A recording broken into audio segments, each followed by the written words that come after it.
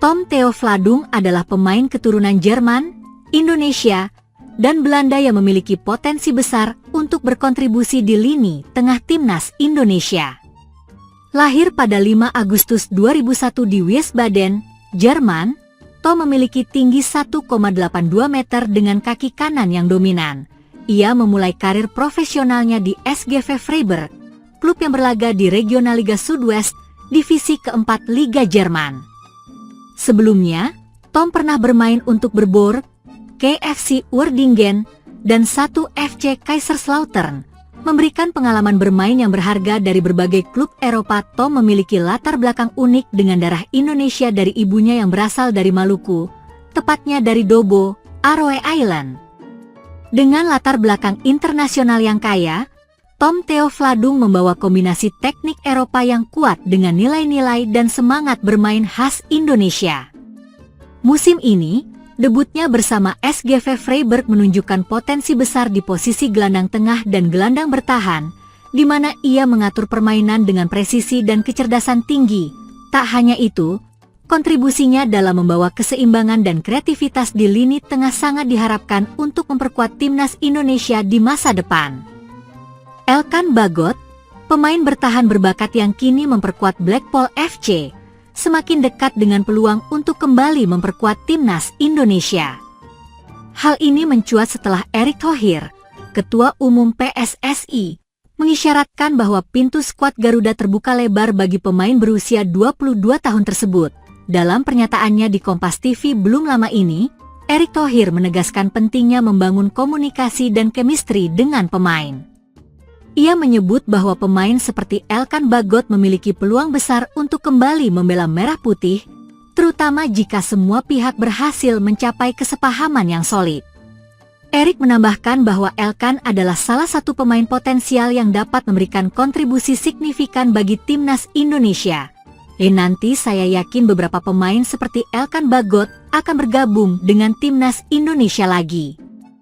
Tergantung nanti chemistry dan pembicaraannya. Elkan Bagot bukan Belanda, ujar Erick Thohir. Di sisi lain, performa Elkan Bagot bersama Blackpool FC belakangan ini terus menunjukkan perkembangan positif.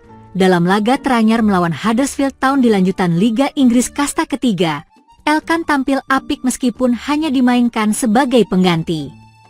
Ia masuk pada penghujung babak pertama menggantikan Matthew Pennington, membantu timnya meraih hasil imbang 2-2 di kandang. Meski belum berhasil membawa Blackpool meraih poin penuh, penampilan bek muda ini dinilai cukup menjanjikan. Konsistensinya dalam mendapatkan menit bermain di klub diyakini akan menjadi faktor krusial dalam menentukan masa depannya di timnas Indonesia. Patrick Kluivert, pelatih anyar timnas, menegaskan bahwa jam terbang di level klub menjadi salah satu syarat utama bagi pemain yang ingin memperkuat timnas di bawah kepemimpinannya. Patrick Kluivert, dalam konferensi pers perdananya, menyebutkan bahwa faktor kebugaran dan waktu persiapan menjadi perhatian utama. Ia menekankan pentingnya mempertimbangkan berbagai aspek, mulai dari talenta individu hingga kontribusi pemain terhadap dinamika tim secara keseluruhan.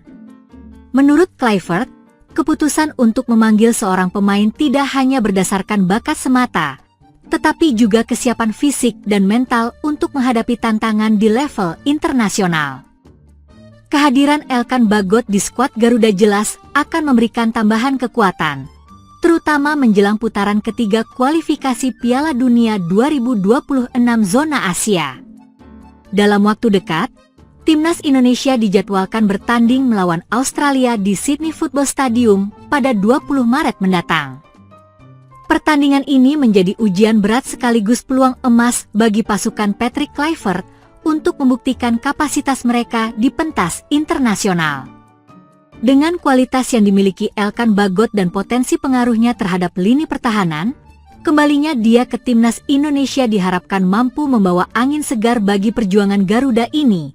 Semua mata tertuju pada bagaimana Elkan memanfaatkan sisa musim bersama Blackpool untuk terus meningkatkan performanya, demi memastikan tempat di skuad Patrick Kluivert.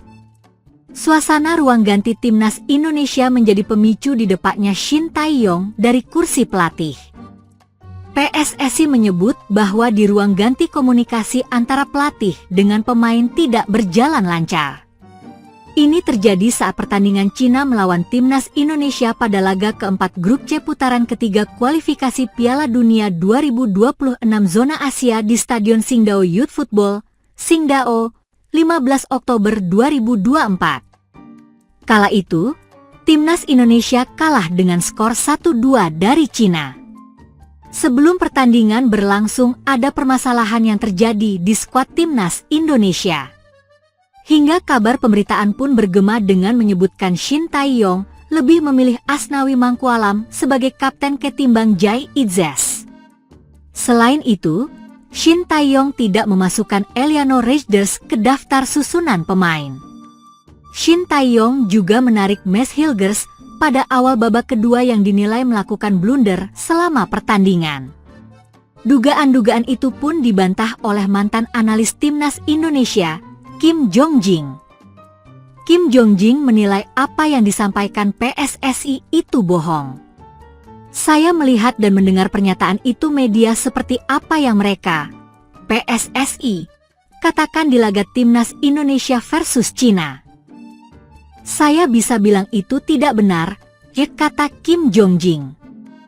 Kim Jong-jing juga membantah bahwa keputusan Shin Tae-yong mengganti kapten ke Asnawi Mangkualam karena kekecewaan kepada Jai Itzes. Sebab, sebelum pertandingan dimulai ada kabar Jai Itzes mengumpulkan para pemain Timnas Indonesia tanpa sepengetahuan Shin Tae-yong. Itu berita bohong dan tidak ada satu pun yang benar, kata Kim Jong-jing.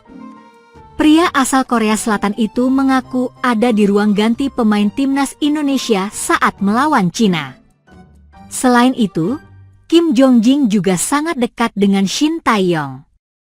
Kim Jong-jing tidak menampik adanya adu argumen yang terjadi di ruang ganti saat pertandingan. Sebab, itu merupakan laga internasional dan sudah menjadi hal biasa dalam sepak bola. Ini pertandingan internasional, apapun bisa terjadi dan situasi memanas. Kalau ada yang bicara ini masalah komunikasi, saya heran. Di pertandingan, ada JJ yang bisa menerjemahkan bahasa Indonesia. Lalu untuk bahasa Inggris, ada saya yang bisa saya sampaikan. Saya selalu ada di sana, kata Kim Jong-jin. Kim Jong-jin mengatakan bahwa Shin Tae-yong sangat peduli dengan pemain Timnas Indonesia. Menurutnya, momen kebersamaan ini sudah dibangun sejak Desember 2019. Coach Shin Tae-yong sangat mencintai pemain-pemain Indonesia. Bagi kami, kita ini adalah keluarga, tutupnya.